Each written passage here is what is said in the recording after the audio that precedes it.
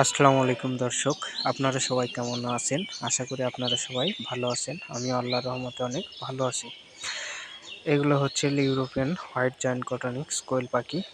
এই পাখিগুলো আমি আজ থেকে 25 দিন আগে ছোট বাচ্চা, জিরো বাচ্চা সংগ্রহ করেছিলাম। আজ মাশাআল্লাহ অনেক বড় হয়েছে।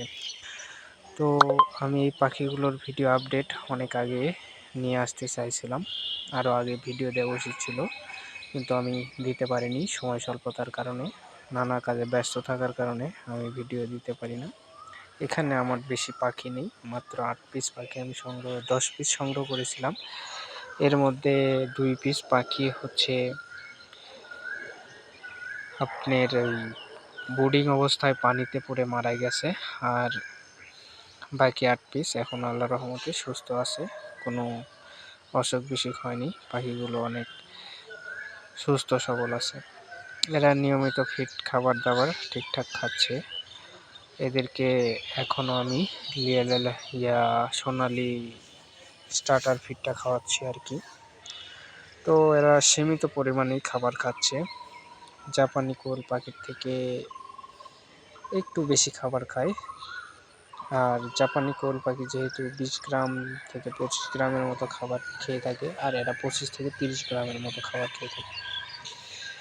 তো আজকে ভিডিওটা করার উদ্দেশ্য এই যে আমার পাখিগুলোর কী অবস্থা সেই সম্পর্কে আপনাদের জানানোর জন্য। তে আমার পাখিগুলো আল্লাহর রহমতে অনেক ভালো আছে। আমি এর আগের ভিডিওতে বলেছিলাম যে হয়তো কয়েকদিন বাদে জাপানি কোয়েল পাখি আর কেউ পালন করবে না, কারণ এই পাখিগুলোর বয়স আজ 25 দিন। 25 দিনে এই পাখিগুলো অনেক বড় হয়েছে, ভালো গ্রোথ এসেছে। এই কারণেই জাপানি কোয়েল পাখি হয়তো আর কেউ পালবে না। এই পাখিগুলো বাংলাদেশে আসার বয়স প্রায় 8 মাস 9 মাসের মতো হয়ে যাচ্ছে। 9 মাসেই পুরো বাংলাদেশে এটা বিস্তার করছে প্রায়। এই পাখিগুলো এখন কম বেশি সবার কাছে আছে। এখন এর বাচ্চাগুলোর দামও সীমিত আকারে চলে আসছে।